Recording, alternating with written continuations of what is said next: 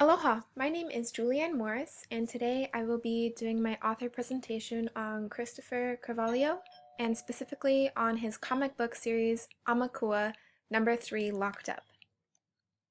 So a little bit about the author, Christopher Caravalho.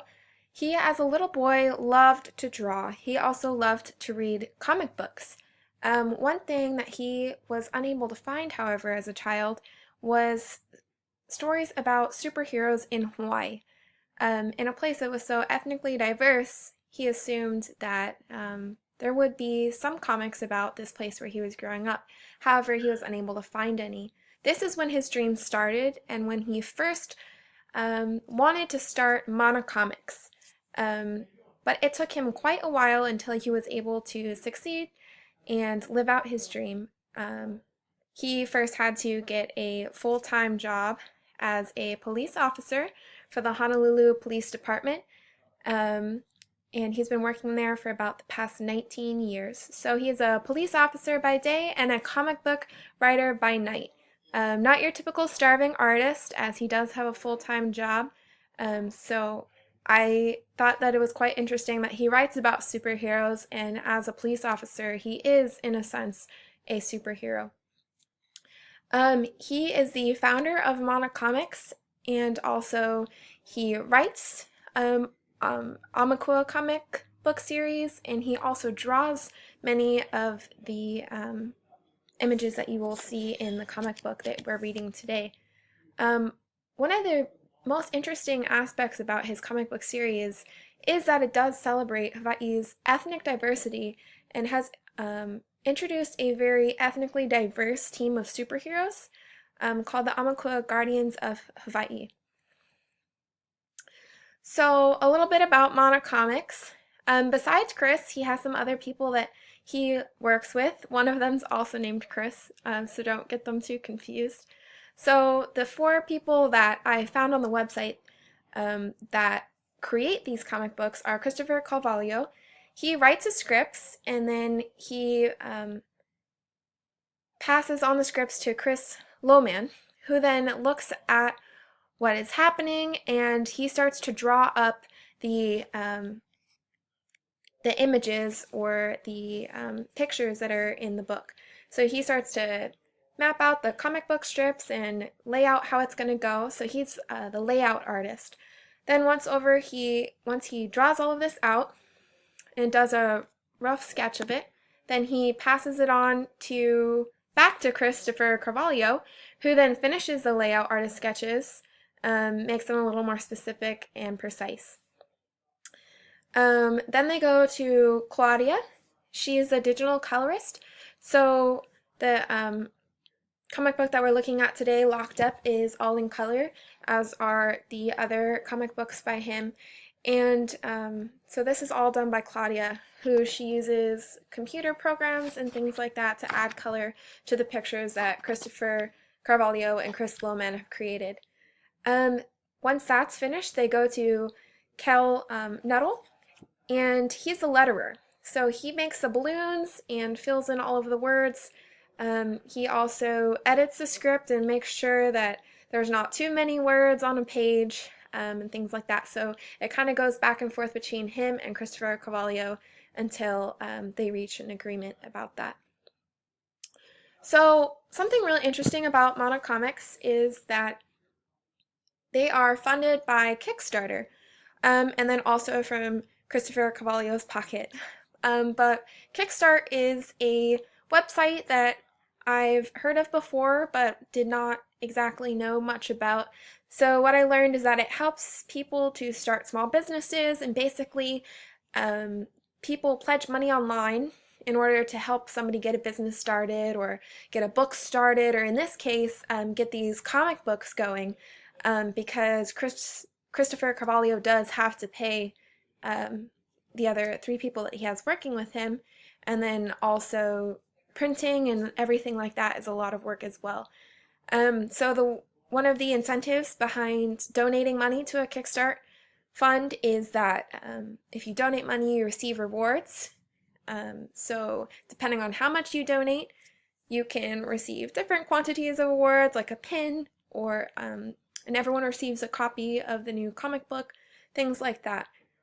So all of the comic books are funded by Kickstart, which is really interesting. So there's a lot of people all around the country and possibly the world who are really interested in what Chris Carvalho has going on here with these ethnically diverse superheroes from Hawaii. It's a very unique series. So, in Aumakua, Guardians of Hawaii, there are some main characters. So I'll just go over like the main superheroes that we have. So there's Royal Hawaiian Guard. He is at the heart of every Aumakua group that's ever been formed. He's a warrior, and his costume is very similar to a traditional Royal Hawaiian Guard costume. Then next you have Gecko Man. He used to be a thief, and now he's a hero. And his powers come from his costume. And oftentimes people mistake him as a frog, but he's really a gecko. The next person we have is Sister Shark. And so she's a demigod who there's a double feature on her if you want to learn more about her. Then there's Portuguese Man-O-War, which is a armored genius with a shocking arsenal. Then you have Seal Hot, who's a roller skating, foul-mouthed fire starter. Mighty Moke, self-proclaimed Hawaiian Superman. Phantom Surfer is a mysterious wave rider and protector of the Pacific Ocean. And finally, Supersized Soli, who is the main character, I would say, in Aumakua Locked Up, which is the one that we're going over. So why call it Aumakua? Aumakua is a Hawaiian word. Aumakua were protectors or ancestral spirits, family, or personal gods, and Aumakua Guardians of Hawaii were formed when the first natives came to the islands in order to protect the land and its people. So the idea behind the comic books and behind this name that Chris gave them is that these traditional Aumakua have reappeared in present day in the form of superheroes in order to continue their original mission, in a sense, to protect the islands and protect the land and its people. So specifically looking at Locked Up, so obviously the title is Locked Up. The author is Chris Carvalho. The publisher is Mattos Comics, and it was published in 2016, so just last year.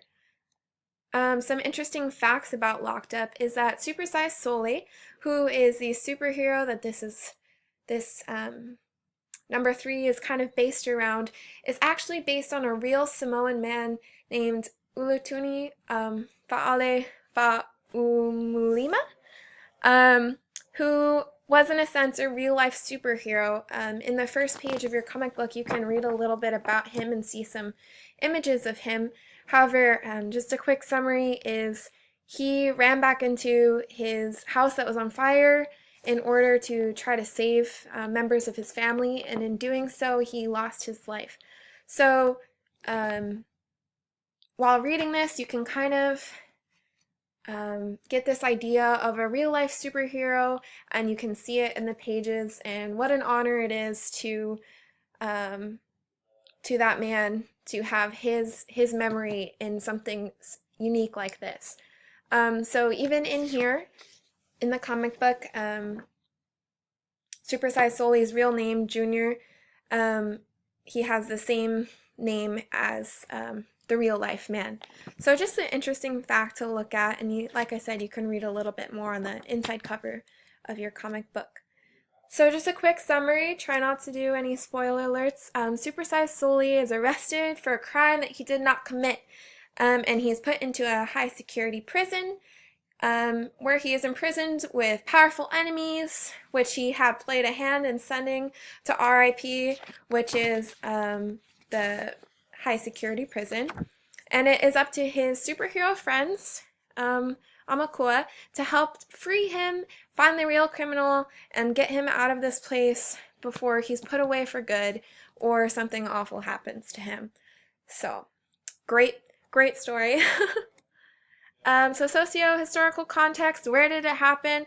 So it's kind of happening in two different places, the comic book, because you see it from Supersized Soli perspective, and then you also see what the Aumakua team is doing in order to try to get him out. So it's kind of going back and forth between Rabbit Island Penitentiary, RIP, and various locations on Oahu in Hawaii.